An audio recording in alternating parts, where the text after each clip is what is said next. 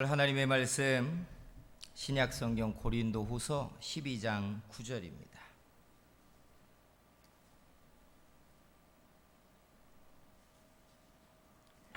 고린도후서 12장 9절 말씀입니다.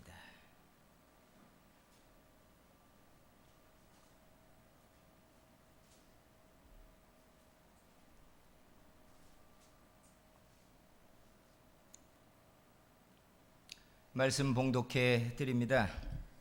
나에게 이르시기를 내 은혜가 네게 족하도다. 이는 내 능력이 약한 데서 온전하여 짐이라 하신지라. 그러므로 도리어 크게 기뻐함으로 나의 여러 약한 것들에 대하여 자랑하리니 이는 그리스도의 능력이 내게 머물게 하려 함이라. 아멘. 할렐루야. 하나님의 은혜가 여러분의 모든 약한 것이 도리어 요긴하고 능력이 되고 빛나게 만들어 주시기를 축복합니다. 손들어서 이렇게 축복해 주세요. 약점이 능력이 되기를 축복합니다 해주세요. 할렐루야. 네. 여러분의 모든 약함이 하나님의 은혜로 도리어 빛나는 하나님의 능력과 무기가 되도록 만들어 주시기를 축복합니다. 제가 두 개의 그룹에게 이런 질문을 한 적이 있어요. 무슨 질문이냐면 하나님의 은혜가 주는 은사, 그리고 태어나면서부터 빼어나게 잘난 외모, 이 둘 중에 하나를 선택해야 된다면 여러분은 무엇을 선택하겠습니까? 이 말인즉 여러분에게도 제가 묻고 싶다는 얘기예요. 다시 말해볼까요? 하나님의 은혜가 주는 은사, 이렇게 선택할 수 있겠죠. 또 하나는 태어나면서 갖는 빼어난 외모, 둘 중에 하나를 선택해. 이런 욕심쟁이들, 한국 사람들은 그 생각이 참 뛰어나요. 뭘 얘기하면 이거 하나를 갖고 그 다음에 그 다음 것도 가지면 되죠. 참 대단합니다. 그런데 하나를 선택해야 된다면 어떻게 할 것 같아요? 장로님은 뭘 선택하시겠어요? 고민하고 계시네. 고민을 한다는 건 두 번째 때문에 고민하는 거죠. 두 번째 거. 근데 제가 정식으로 질문을 던진 두 개의 그룹이 뭐냐면, 어떤 그룹이냐면, 첫째는 제가 사모 세미나를 간 적이 있는데 사모님들에게 던진 질문이었고, 우리 합동 측 사모님들이었어요. 두 번째는 제자훈련 받는 제자훈련생들에게 던졌던 질문인데 뭐라고 답했을 것 같아요? 2번이요! 신령하지 않은 사람들인가요? 아니에요. 살아보니까 은혜가 만드는 은사는 기복이 있더라. 그죠? 기복이 있더라. 그거 유지하려면 골병이 들더라. 그죠? 기도도 보통 해야 되는 거 아니고. 어떤 사람들은 신유 은사가 있어 좋겠어요. 만만에 천만에 콩떡이에요. 10년 지나면 그 질병이 자기 몸에 다 일어납니다. 보통이 아니에요. 참 하나님의 은사를 유지하는 건 지속적인 희생과 헌신이 없으면 유지되지 않아요. 그런데 태어나면서부터 가진 빼어난 외모는 얼마나 인생을 수월하게 사는지 몰라요.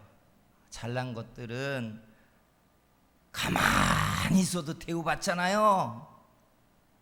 예?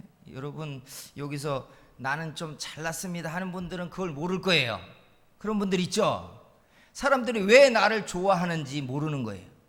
못난 사람들은 발버둥을 쳐서 사람들의 관심을 받고 싶어도 안 받아지는데, 잘난 사람은 가만히 있어도 자기 옆으로 사람들이 모이네. 이거 그거 감사해 보셨어요? 감사하겠죠? 근데 그런 사랑을 받고 싶어서 애쓰고 힘써도 그런 사랑을 못 받는 사람들이 그 옆에서 갖는 그 상함을 생각해 보셨냐고요. 그 상합니다. 가만히 있어도 사람들이 뽑아서 좋은 자리로 막 데려가는 사람들, 그죠? 그놈의 외모가 뭐라고? 은사는 유지하려고 애를 써야 되는데 그놈의 외모는 가만히 있어도 죽을 때까지 그냥 삶이 대우받으면서 좋은 자리로 가면서. 그래서 제가 인생을 많이 살아본 훈련된 사람한테 물었더니 두 번째야, 두 그룹에서 다 그러더라고요. 그래서 제가 공감했어요. 맞다. 그래서 정의를 하면 이렇습니다. 하나님의 은혜가 주는 은총은 후천적인 것입니다. 근데 사람의 외모나 재능은 선천적인 것이에요. 선천적인 것이에요. 여러분이 태어나기도 전에 내 부모가 머리가 좋고 골격이 좋고 유전자가 병이 없고 이런 부모에게서 태어나게 해주세요, 이런 기도 안 해봤잖아요. 나면서 이미 받았잖아요. 그거 고치면서 살려니 얼마나 고생스러워요. 예. 참 비교를 해보면 그래서 은혜가 주는 하나님의 은총과 복이 더 뚜렷하게 보입니다. 그것은 태어나면서부터 선천적으로 가지지 못한 사람들이 하나님의 은혜를 통하여 그 약함과 부족함을 갈급하게 하나님께 구할 수밖에 없게 하는 후천적인 하나님의 은혜, 이게 하나님의 은혜의 결과들입니다.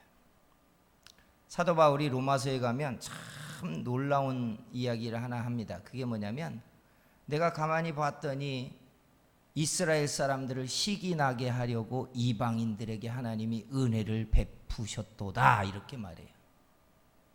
자기 백성들을 시기 나게 하려고 이스라엘 사람들이 개 돼지처럼 여겼던 이방인들에게 하나님이 눈길을 주고 손을 펼쳐 은혜를 베푸셨더라는 거예요. 왜 시기 나게 했을까요? 자기 백성들을. 이스라엘 백성들은 나면서 선민입니다. 나면서 특별한 사람들이었어요. 머리도 뛰어나죠. 유전적으로도 우월하죠. 잘난 사람들이에요. 그냥 잘난 사람들이에요. 그런데 나면서부터 신앙을 가지고 태어난 사람들이 이방인들에 비하여 시간이 지나니까 하나님을 향해 간절하지도 않고 열정도 사라지고 몸에 밴 예배는 하지만 중심은 하나님 앞에 살아있지 않는 신앙생활을 하는 겁니다. 하나님이 가만히 보니까 이게 꼴보기 싫은 거예요. 너 왜 나한테 간절하지 않니? 왜 날 사랑하지 않니? 왜 날 주목하지 않아? 그렇게 왜 예배를 대충대충 해? 자기 백성들이 이렇게 하나님을 섬기니까 그들을 시기나게 하려고 하나님이 은혜를 이방인들에게 막 주셨다는 이야기예요. 그래서 이방인들의 충만한 수가 찰 때까지 이스라엘 사람들을 하나님이 내쳤다는 이야기를 하고 있어요. 그러니 은혜가 뚜렷해요. 은혜는 물이 아래로 흐르는 것처럼 빈곤한 사람, 척박한 인생을 산 사람, 고린도서에 바울이 말한 것처럼 그 신분이 낮은 사람들에게 하나님이 은혜를 주셨다 함같이, 은혜는 하나님 앞에 갈급할 수밖에 없는 상함을 가진 사람들이 구해서 얻는 게 은혜입니다. 그래서 나면서 잘났고 물려받은 유산도 있고 걱정해야 될 걸 별로 없이 사는 인생들은 하나님 앞에 간절하지 않아요. 우리 하나님은 어떤 분이에요? 자기를 찾고 구하는 자의 하나님이라고 했어요. 너희가 간절히 나를 찾고 찾으면 만나리라 하신 하나님이라고요. 그러니까 사모함이 있어야 돼요. 잘남은 사모하지 않아요.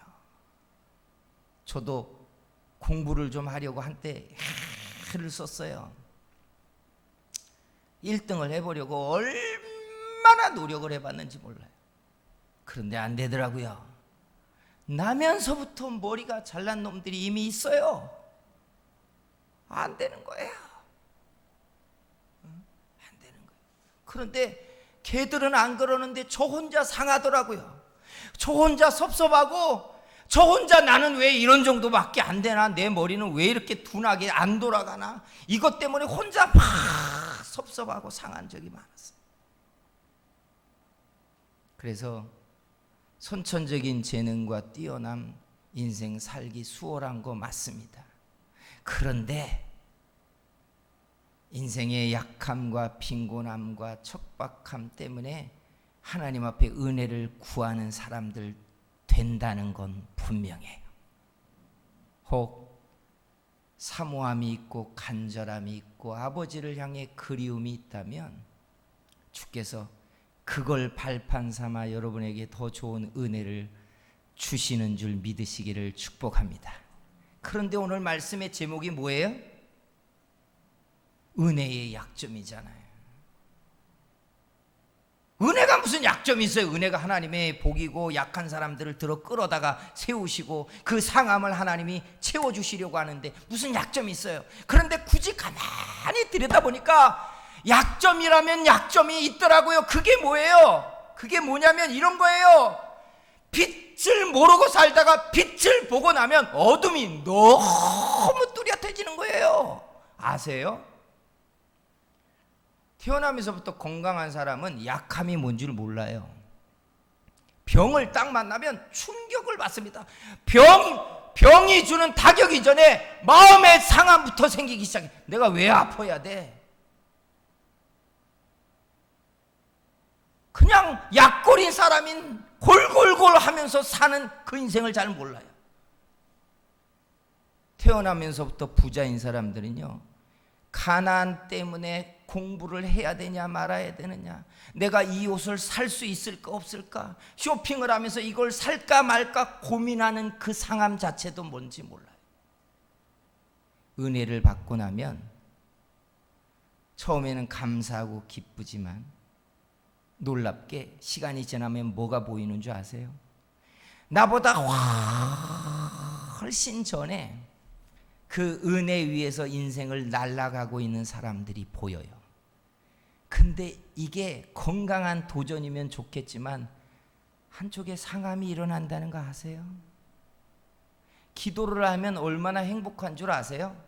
참 영혼이 충만해지고 심령이 맑아지고 하나님 앞에 기도로 내가 살아야지 하는 은혜가 막 기도를 하면 할수록 차올라요. 근데 기도가 한참 막 들어가기 시작하면 누가 옆에 보이는 줄 아세요? 내가 하고 있는 이 기도와는 비교가 안 되게 옛날부터 더 깊은 기도 생활을 몸에 배워가지고 뼛속부터 기도하고 있는 사람이 보이기 시작해요. 도대체 쟤는 뭐야? 나는 이제 막 방언이 터져가지고 마치 경운기 돌아가듯이 따따따따 뚜뚜뚜뚜 하는데 방언을 통역해봐도 그 방언의 내용이라는 게 어린아이 말하는 것처럼 투박한 말을 하는데 어떤 사람의 방언은 아버지와 이야기를 하고 있어요. 아버지와 이야기를 하고 있다고요. 도대체 쟤는 뭐야?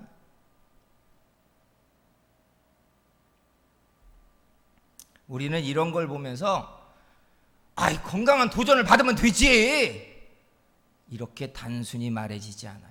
분명한 것은 은혜를 받고 시간이 지나면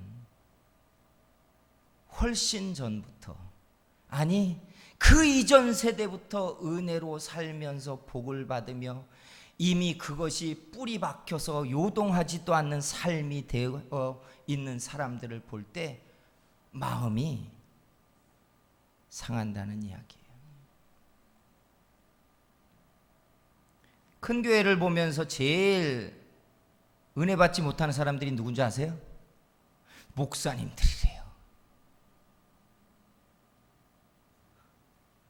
안 그럴 것 같죠? 저는 안 그래요.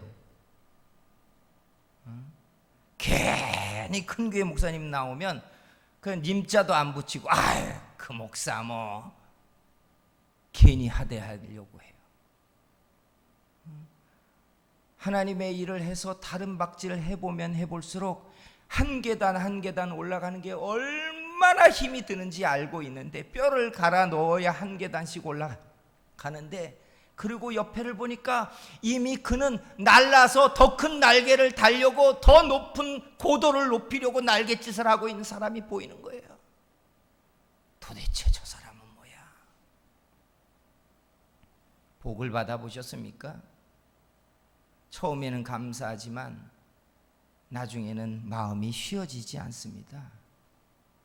더 쉽게 복받고 잘 사는 사람들이 보이기 시작해요. 그래서 마음이 쉬어지지가 않아요. 사랑하는 성도 여러분, 그래서 은혜는 또 다른 은혜의 목마름을 불러와요. 약점이라면 이게 약점이에요. 만족이 안 된다는 거예요. 사랑하는 성도 여러분, 은혜 좀 받아보셨습니까? 하나님의 은혜 때문에 하나님이 도우시는 은총들을 좀 누려보셨습니까? 원컨대 멈추지 마시고 하나님의 더 큰 은혜를 향해서 다른 박질하는 그런 사람들 되시기를 주의 이름으로 축복합니다. 그래서 오늘 이 말씀을 끌고 왔어요.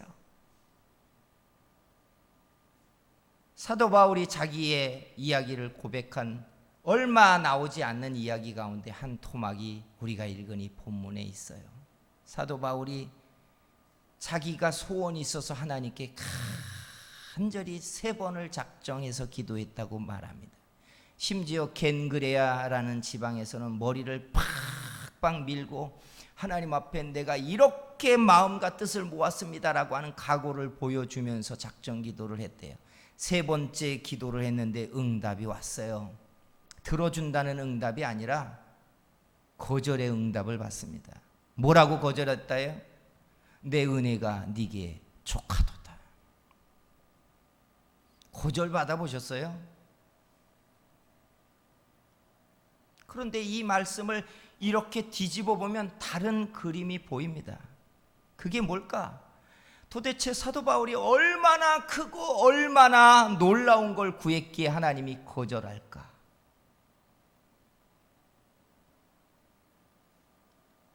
여러분, 예레미야에게는 하나님 뭐라고 하신 거 아십니까? 내 입을 넓게 열래요. 하나님은 채우신대요. 심지어 복음서에서 예수님은 기도를 가르치면서 너희가 믿고 구한 것은 받은 줄로 믿으래요. 할렐루야. 무엇이든지 구하라고 해놓고 입을 넓게 열라고 했는데 사도 바울이 간절하게 3번이나 구한 것은 하나님이 그만 받아라 이 말이에요. 너 은혜 좀 그만 받아라 하고 거절한다는 거예요. 도대체 그가 뭘 구했을까? 거절받아 놓으니까 그가 구한 기도가 뭔지는 기록되지 않았어요. 그러나 그의 제자들 교부 시대 때의 이야기들이 여기저기에 흩어진 것을 모으면 2가지입니다. 하나는 그에게 있는 질병, 간질병이 있었는데 그걸 고쳐달라고. 뇌전증이라고 요즘은 바꿨죠. 간질이 그에게 있었는데 그를 고쳐달라고. 사역자에게 말입니다. 또 한 가지는 그가 이방인의 사도잖아요. 이방인의 사도로 그의 사역의 모든 현장은 이방이었는데 그가 동족을 너무나 사랑하고 혈육을 구원하기 위해서 하나님 나를 유대인의 사도로 사역할 수 있게 해주세요. 이 기도를 그가 했다는 거예요. 흔적이 여러 군데 나타나거든요. 그런데 하나님이 그만하거라. 여기에 뭐가 보이느냐? 여러분, 하나님 앞에 은혜를 받으면 적어도 배포를 좀 크게 해서 야, 너 그런 정도까지 구하겠느냐라고 하나님이 거절할 정도로 하나님께 은혜를 좀 구하자는 거예요. 사람의 소망의 크기가 어디서 나오는 줄 아시죠? 마음의 크기에서 나와요. 즉 배포만큼 나와요. 그러니까 마음이 적으면 소망이 적을 수밖에 없어요. 마음이 크고 다른 사람들과 세상 일까지 관심을 가지고 근심을 하면 그의 기도 속에 다른 사람의 기도가 들어있고 남의 근심을 짊어지고 있고 남의 병 때문에 내가 아프고 나라의 일 때문에 근심하고 하나님의 일이 잘 안 되는 것 때문에 자지 못하고 금식하며 기도하는, 여러분, 사람의 소망의 크기는 마음의 크기에 달려 있어요. 크기에 달려 있어요. 그러니까 성경에 보면 하나님께 크게 쓰여진 사람들의 배포가 얼마나 크고 담대했는지 몰라요. 모세가 이스라엘 백성들을 살려달라고 구할 때 뭘 걸었는지 아시잖아요. 자기의 구원을 걸어버렸어요. 생명책에서 내 이름을 지워달래요. 하나님이 만약에 이스라엘을 버리신다면 나도 버려주세요 했어요. 나도 버려주세요. 얼마나 배포가 커요. 그죠? 다윗이 얼마나 배포가 큰지 보세요. 하나님이 그가 고난당할 때에 2번이나 사울 왕을 그의 손에 붙여주십니다. 네 맘대로 해라. 네 권한이야. 네 맘대로 해 하고 사울 왕을 다윗에게 붙여줘요. 그런데요, 그가 자기 손에 붙여준 권한을 안 사용해요. 싫어요. 하나님이 하실 때까지 난 기다릴 것입니다. 이게 유약한 이야기가 아니에요. 인생을 자기가 선택할 수 있는데 왜 선택하지 않아? 라고 보면 안 되는 거예요. 얼마나 배포가 큰지 하나님 뜻대로 될 것입니다 라고 그가 보고 있는 거예요. 여러분, 사람들이 하나님께 은혜를 구하는 것에 대한 마음의 배포가 적으면 달마다 지금 눈앞에 있는 것과 지금 필요만을 구하게 돼 있어요. 하나님의 은혜는 제한이 없어요. 사도 바울에게 야, 이왕에도 이방인들이 너를 신처럼 보는데 이런 은혜까지 받는다면 너 어떻게 되겠냐? 이제 족하도다. 이 이야기 얼마나 그의 기도가 크고 놀라웠습니다. 성도 여러분, 여러분의 마음의 크기에서 소망이 나옵니다. 마음의 통이 커지고 은혜를 구하는 양이 늘어나고 하나님의 크고 놀라운 것들을 찾아 구하는 여러분 되기를 주의 이름으로 축원합니다. 그 다음이 있어요. 그게 뭐냐? 멀리 그리고 길게 보셔야 돼요. 하나님께 우리가 받아야 되는 은혜는 한 달짜리도 있고 유통기한 1년짜리도 있어요. 근데 우리를 가장 간절하게 하는 것은 대부분 한 달짜리라는 통계가 나와 있어요. 한 달 안에 해결해야 되는 문제가 딱 떨어질 때 사람들은 가장 간절하게 작정 기도를 하고 금식도 하고 예물도 드린다는 통계가 딱 나와 있어요. 1년짜리만 돼도 긴장감이 떨어져요. 우리 아이가 1년 후에 수능이야. 근데 1년짜리죠. 교회에서 1년 전부터 작정기도, 수능 작정기도를 해도 별로 안 나와요. 근데 언제부터 나오느냐? 2개월 전부터는 우르르 나온대요.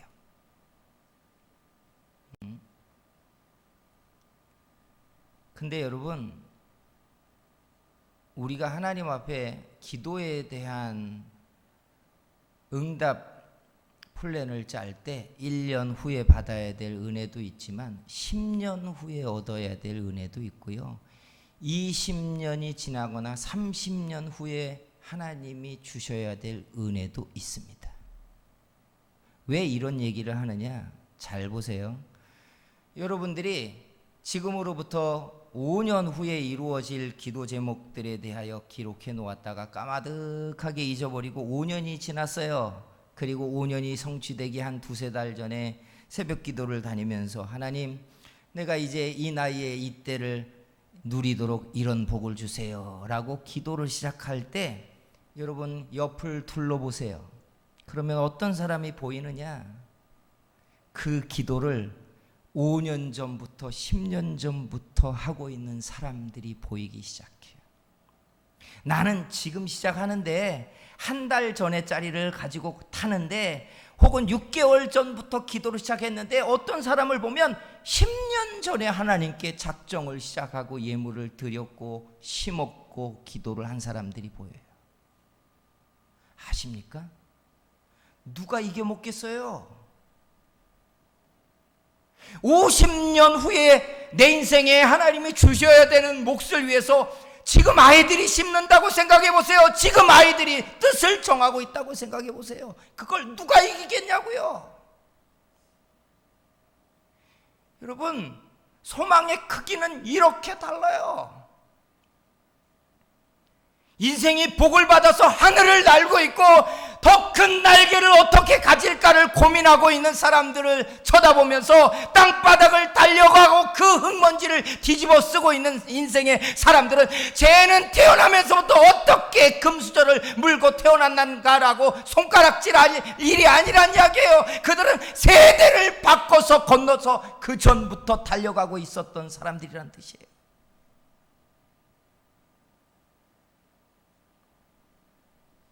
그래서 10년짜리 기도를 시작해야 합니다.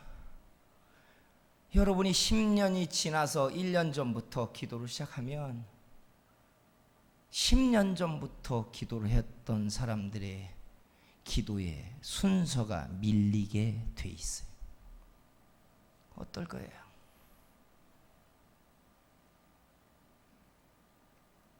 주께서 은혜가 우리를 만족하지 못하고 타는 목마름을 일으켜 놓거든,